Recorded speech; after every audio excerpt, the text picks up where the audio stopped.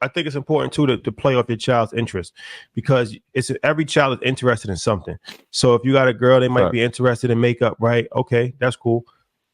Now there's a lot of people that's making money, influencers, entrepreneurs in the makeup space, right? Even Rihanna, you can write a report. I don't want to know about Rihanna's music. I want to know about Fenty. I want you to explain to me the business behind this, right? Like that's something that they're already interested in. If they're interested in makeup, they don't want to learn about cars. That might not be interesting to them, right? But everybody's interested in something, and everything is a business. So it's like, all right, if your kid is interested in music, now expose them to the business side of music. If your kid is interested in cars, expose to them the business side of cars.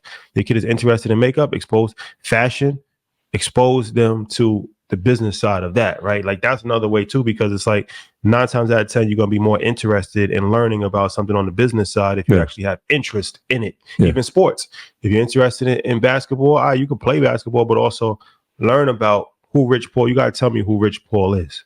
You got to tell me about guaranteed contract versus not guaranteed. Like we're going to have a sports conversation. We're going to talk about, it's going to be interesting because you're interested in basketball, but this is going to be a business conversation as opposed to just who scores the most points. That's a fact. And I love the makeup thing, because it's like, yo, they like makeup. Hey, Selena Gomez, you just became a billionaire off that. Or hey, we're going to Sephora. Is this a publicly traded company? Right? These are the conversations. You're already doing them, right? Like Ulta Beauty. This is a publicly traded company. You know how much money you're spending there in a year? If you got a teenage daughter, like, come on, it's already happening, right? You're already a consumer of it. Like you said, it starts. I'm glad we started with mindset, because it starts with the mindset, understanding that this is a business and somebody owns this business. In fact, we're helping this business every time we shop here. So again, be intentional about it. Like if it's already part of your natural, you don't have to go like, hey, we're gonna If you're doing these things, or if you're dropping them off at the mall and they're shopping at these stores, these are opportunities. These are like when you try to take that olive branch, like it's there. It's there. You got to take advantage of it. But you have to have an understanding and education as well. Well, another thing that you can do is, so getting a little bit more on the technical side, if they're interested in something, another way to gamify this situation is to work with them, or you could just have them do it, but create a business plan for a business that they want to start, right? And this is easier to do now than ever because of artificial intelligence. So you can literally go on ChatGPT or any of these sites and just put a business plan together, right? You can just say what you want and it'll put a business plan together for you. But now you go through it with them, right? So now it's like, all right, this is the business plan, but now I got to explain, do you know what profit and loss is? No, you got to explain it. And if you don't know yourself, now you got to research it, right? And it's like, do you know what a target market is? Because they could just say, I want to start a car business and I want to sell 1,000 cars. ChatGPT going to give you a business plan.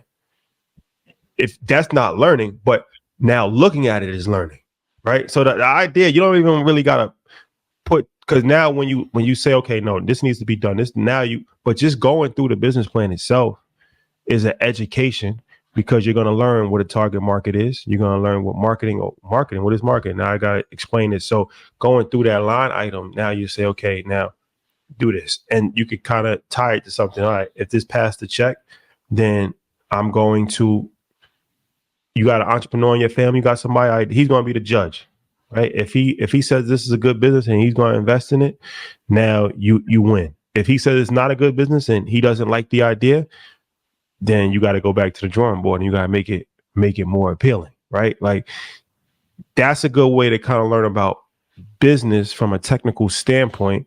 And like I said, it's easier now to do than ever, because all you got to do is tell any AI app to do it and it'll spit out a detailed skeleton of a business plan. Yeah. And you're watching it too. It's not like this is some far-sketched idea. Like if you're from the Bronx and you're watching Kai, that dude's from your neighborhood, right? Like this is the most popular guy in any media form, right? You can put any actor or even athletes, they're coming to see him. John Cena came to his basement. He didn't go it wasn't the other way around. Kevin Hart sat in his basement. It wasn't, you know what I mean? Nicki Minaj, they're all in his basement. This is a kid from the Bronx. I'm watching some of my former students with him. Like this is obtainable. And so you can do it. what they're learning, and I see that he's learning now, is the business behind it, right? Like, yes, I have this popularity. Yes, I have this attention. How do I create business around it? So it's definitely tangible for us. It always works better when you gamify education. Always works better in multiples or groups.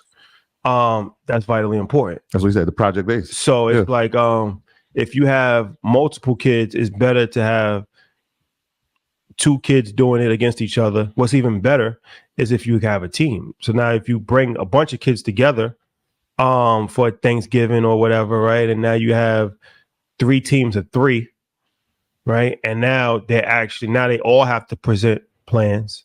And now you decide which team wins. That's even better than them working individually, because now they actually get to talk to each other. We used to do that when we was in the classroom and just have different stuff for the kids to do. And now they're having conversations with each other. Everybody's engaged.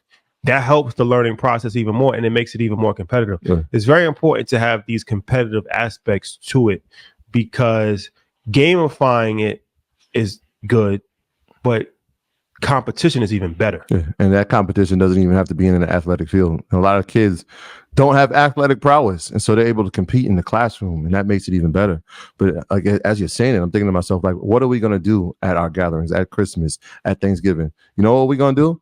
We're going to see who can dance the best. Right, and that's our issue around. Yeah, we're going to see who can dance the best. We're going to see who can freestyle. We want to see who got the best, who can put this TikTok together and see if we can go. That's what we're going to do, and we've done that for so many years. Like, we got to change it. We got to challenge ourselves. Like, this is all right. We've been entertained long enough. We got to educate ourselves. We got to get ahead. And if you're gathering as a family, what better time? Right. And I think the competition point is really lands well, because business is competition. Mm-hmm. So that's this duel that happens in business. When we get young people, that attractiveness of competition, this grows legs. It's transferable to business in real life. So getting young people together in a competition space to figure out how can I be better than the next business is something that will actually carry as they look forward and try to become business owners. And one of the things that I would also add to dissecting, to your point, Rashad, in terms of a big piece is not only understanding why a business would work, but why a business would not work.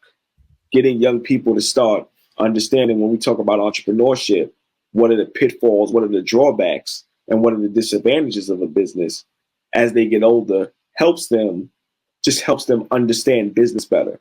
Because oftentimes people have a great idea, but they can't execute on those things, or they don't understand the constraints. So getting young people to also not only say, okay, I have this business plan, but what are the drawbacks of this business plan? What would lead this not to work?